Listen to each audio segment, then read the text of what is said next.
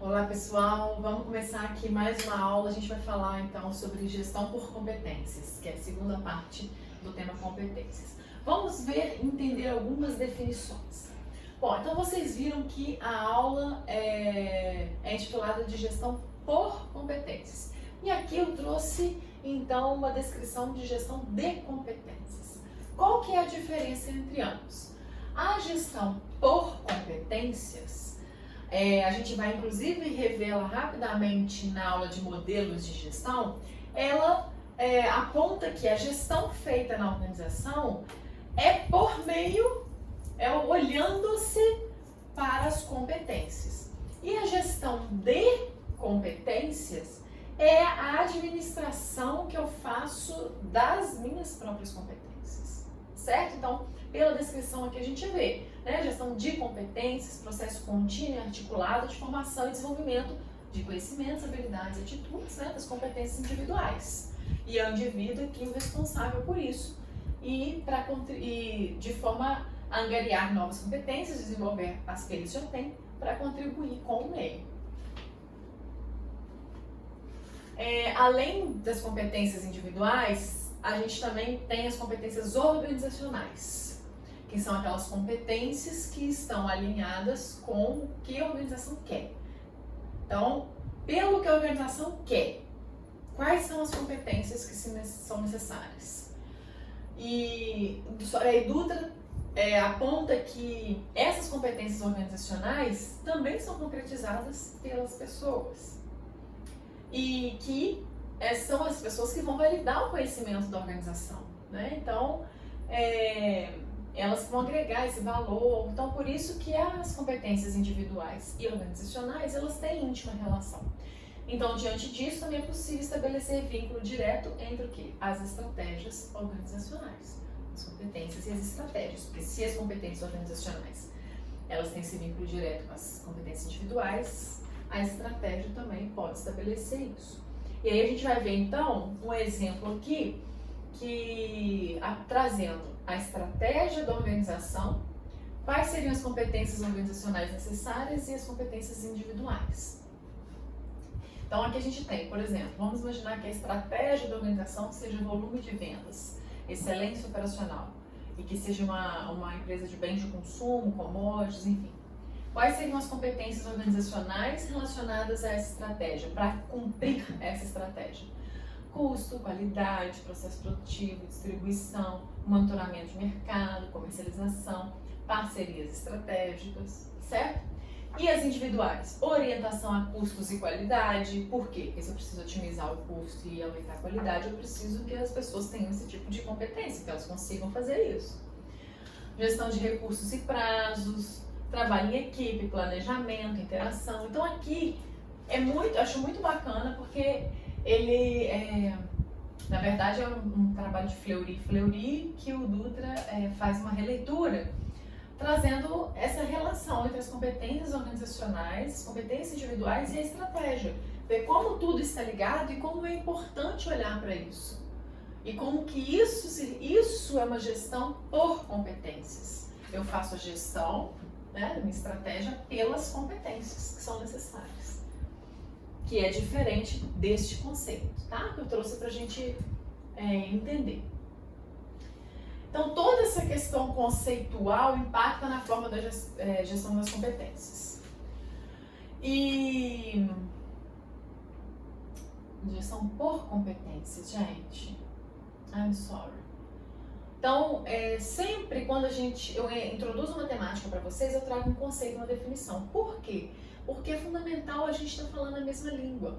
Então, quando eu falo assim, comunicação, o que significa comunicação para você e para mim? Então, a gente precisa alinhar isso, precisa significar a mesma coisa para tudo que eu trouxer de informação relacionada à comunicação, você compreender dentro daquele conceito, que é o que eu estou pensando para construir a informação. Então, definição é fundamental.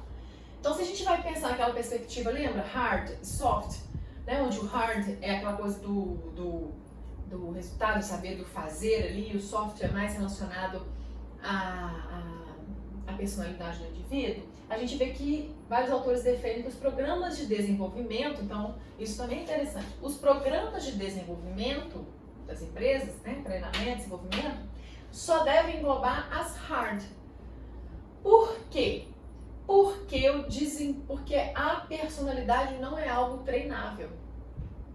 Então isso é uma curiosidade, uma informação, mas para vocês ficarem atentos quando vocês forem ler alguma coisa sobre hard ou soft competências. Mesmo ela influenciando, né, ela não é passível de treinamento e o foco deve ser mesmo o desempenho. Então, esse autor, ele acredita que algumas competências são tão difíceis de se adquirir que é necessário realizar um árduo trabalho no processo seletivo, sendo o menos flexível possível. Então, gente, o negócio é o seguinte, muitas pessoas fizeram perguntas sobre o processo seletivo nas aulas 1 e 2. Quanto mais, não é que é complexo de difícil não, mas quanto mais detalhado e minucioso for o processo seletivo, melhor. Porque mais próximo da realidade ele vai chegar. Lívia, tem como enganar? Sempre tem, gente. Nunca é 100%. Nunca é 100%. Mas um processo seletivo bem feito, bem detalhado, ele vai trazer estímulos que as pessoas vão responder ele da forma como elas se apresentam. E aí vai dar para o RH o retorno que ele precisa. Percebe? Às vezes a pessoa não sabe o que está sendo avaliado ali. Então, se ela quer forçar muito, ser muito fake, vai ficar muito óbvio isso também. Entendeu?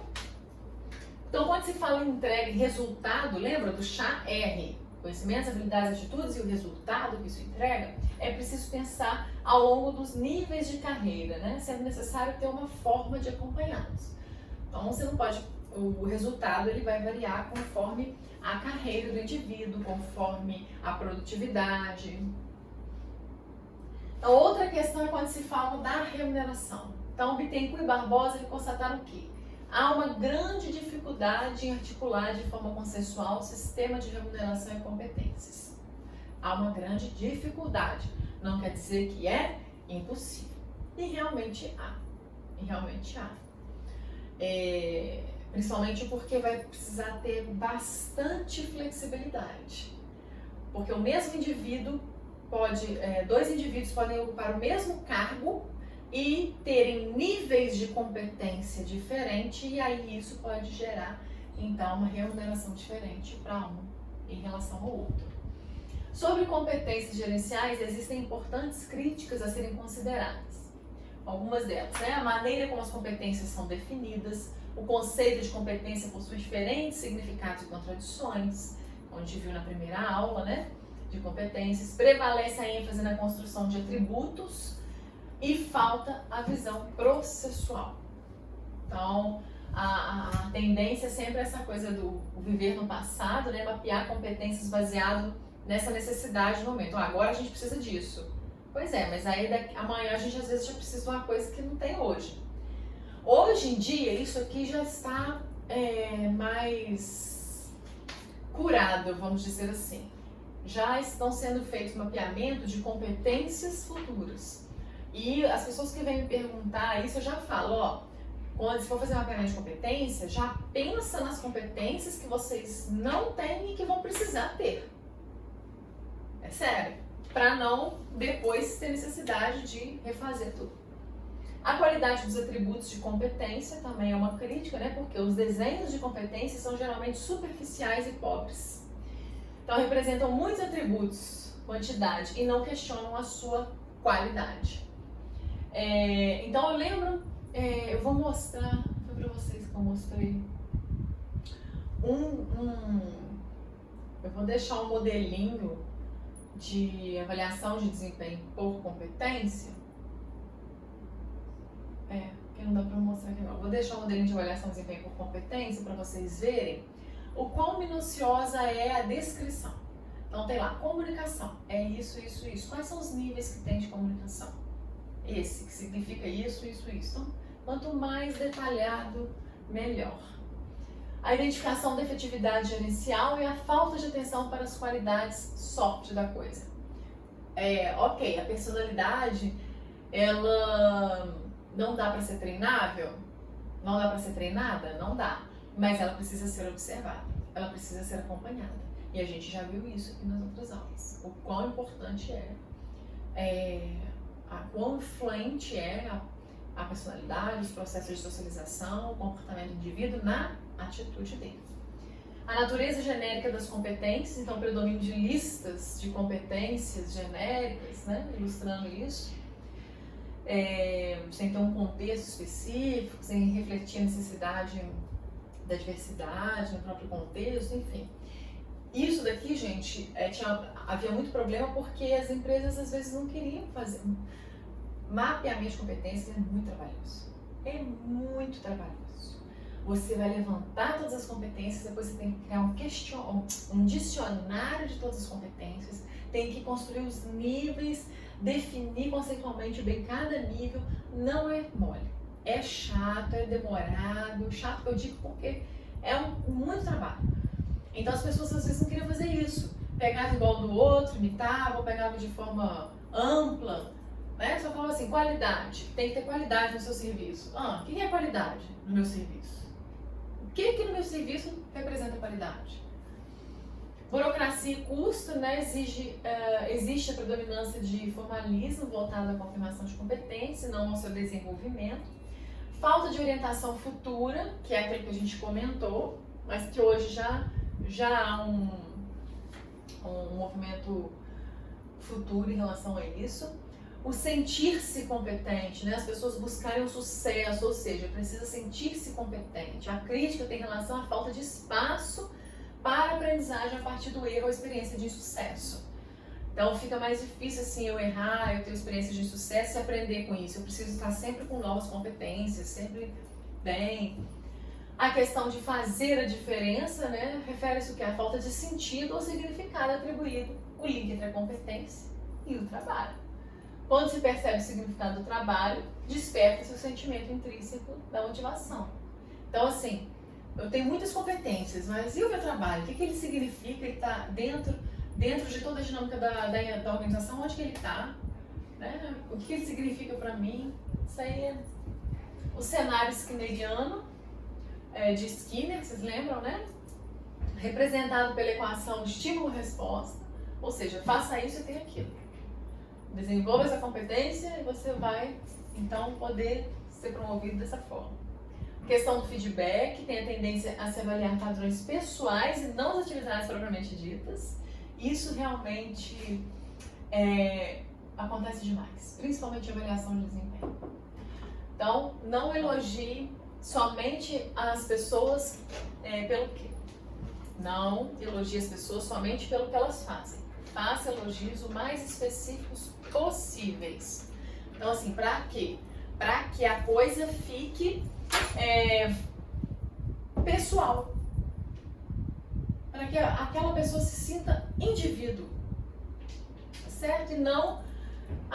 ele falou que eu fiz ele veio para mim e falou que... Meu chefe virou para mim e falou assim, nossa, Lívia, você fez um ótimo trabalho. Continue assim. E virou pro fulano e falou, nossa, fulano, você fez um ótimo trabalho, continue assim. Aí a gente percebeu que, tipo, era uma coisa... Ele não tava nem prestando atenção. Então aqui, dê um feedback pontual. Mostre para a pessoa que você está atenta a ela, você conhece ela. Isso faz a diferença para ela. Não em termos só de motivação, se sentir querido, se sentir pertencente, não. Mas também, olha, realmente, meu gestor está de olho em mim. Então é importante eu estar atento a isso. Para evitar esses problemas, é preciso que ocorra, então, uma revisão para definir o que realmente é importante para as pessoas e o que é importante para a organização. Com o objetivo de criar um processo reflexivo crítico como meio para responder os seguintes questionamentos. O que é competência? Então isso tem que estar alinhado dentro da organização para todo mundo. Quais resultados esperados com o desenvolvimento das competências? Também precisa estar claro e alinhado com todo mundo. Como esses resultados podem ser aferidos? Não adianta só definir o resultado, eu tenho que saber como é que eu vou medir ele. Gestão precisa medir resultado. Gestão precisa ter medidas. Se não tem medidas, não é gestão. Quais são as práticas formais e informais que podem estimular o desenvolvimento de competências? Essas práticas são restritivas a treinamento e desenvolvimento ou não? Eu posso ter um outro tipo de prática. Por exemplo, um processo terapêutico rápido, não sei, enfim, para alguma questão emocional. Como se articula a visão estratégica da organização? Os core competence. O que são core competence? Core é da essência, do centro. Né? Então, as competências da essência, as competências do centro. Qual que é o centro ali? É a estratégia. Com a aplicação das competências gerenciais. Então, como que essa visão estratégica se articula com as competências gerenciais, né? Então, quando se fala em gestão por competências, considerando essas questões, é preciso estabelecer uma ligação entre estratégia, processos e desenvolvimento de pessoas. Tá? Estratégia, processos e desenvolvimento de pessoas. Ok? Então, agora a gente vai ver um pouquinho sobre as competências da gestão de pessoas. Ao longo do tempo, o setor de RH, enfim, a área de RH, de gestão de pessoas, foi angariando novas competências por conta da necessidade contextual mesmo. Então, lá em 87, as principais competências de gestão de pessoas eram conhecimento do negócio, entrega de RH, essas coisas básicas de contratação, demissão, as coisas de departamento pessoal, e mudança. Eram as competências necessárias para se atuar na área de RH. Em 92, além dessas três, acrescentou-se a credibilidade pessoal como uma competência. Então, vão acompanhando aí o processo. 92, no Brasil, era uma recente abertura aí, de mercado, né? 91 foi a questão do Collor, mas isso não foi construído no Brasil, isso foi construído nos Estados Unidos. Em 97, a gente, além do conhecimento do negócio, além da mudança, além da entrega de RH, além da credibilidade pessoal, também vamos precisar ter cultura como competência. Cultura, saber trabalhar a cultura, fazer gestão da cultura, entra como uma competência de RH em 97. Em 2002, a gente tem o conhecimento do negócio, a credibilidade pessoal, a entrega de RH, e aí aqueles outros dois se transformam em contribuição estratégica e tecnologia de RH. Então aqui o RH avançando bem estrategicamente. Só em 2002, vejam vocês. Em 2007, a gente percebe aqui, ó, que tem o RH olhando e voltado para o eixo das pessoas e o eixo dos negócios, né? E aí a gente tem o profissionalismo de RH contemplando. Então, sendo aqui um ativista confiável, vocês vão entender o que é isso. Um aliado dos negócios, um executor operacional, um gestor de talentos, design organizacional, promotor de cultura e mudança, arquiteto das estratégias. Então veja como que ficou mais complexa a função do RH, a função da gestão de pessoas, olhando não apenas para as pessoas, mas trazendo o viés das pessoas e do negócio para um conjunto único. Quem desenvolveu isso foi o Urit. Quando vocês assistirem a aula dos papéis do Urit, vocês vão entender isso bem e esse novo modelo que ele apresenta. E aí, em 2012, o Urit traz esse novo modelo. Então, em termos de pessoas, o RH, o ativista, deve ter a competência de ativista confiável. Em termos da organização, ele deve ter competências de posicionador estratégico, construtor de capacitações, inovador integrador de RH, campeão da mudança. E em termos do contexto de forma geral, ele deve ser um proponente de tecnologia. Então, ficar atento, isso daqui, gente, é um modelo muito dentro dessa questão da indústria 4.0. O que eu vou trazer aqui para vocês, a gente não vai detalhar, vocês vão ler isso depois, está aqui é o que significa cada um dos itens. O que é o ativista social, o que é o posicionador estratégico. Rapidamente eu vou falar, não vou ler isso tudo. O ativista social, então,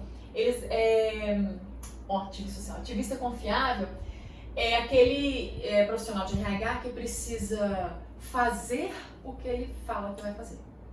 É isso, certo? Ativista confiável, a pessoa que faz o que fala.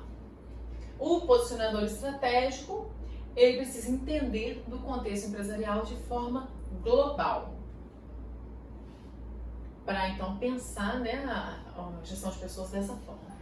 O construtor de capacitações é aquele então que vai revisar e preparar uma organização forte e eficiente, ajudando a definir e construir suas capacitações. Vai olhar para a organização e ver. Essa organização precisa se capacitar nisso para atingir a estratégia por conta disso. Campeão da mudança são aqueles profissionais que vão estar preparados para serem os agentes, não o agente de realizar a mudança, mas para ser aquele indivíduo que vai ser a referência da mudança, que vai administrar, fazer a gestão dos comportamentos, como a gente viu na aula de mudança organizacional. Então vai ser o indivíduo voltado a isso, principalmente em termos das pessoas. O inovador e integrador de RH é a habilidade de interagir nas práticas de RH com questões aí comerciais importantes. Então é buscar a integração cliente externo com o RH e a gestão de tudo isso. Hoje em dia o RH já expande a sua atuação, a sua gestão para os clientes externos também. A gente não faz gestão do cliente externo não, tá, gente? É compreender esse contexto, é integrar essa necessidade do cliente externo na dinâmica ali das pessoas. E o proponente de tecnologia é aplicar a tecnologia no seu trabalho básico. E o RH deve ser o proponente porque ele deve ser um dos responsáveis por trazer as tecnologias para dentro da organização. Por quê? Inserir tecnologia é uma mudança. Inserir tecnologia mexe no comportamento das pessoas, incomoda algumas pessoas.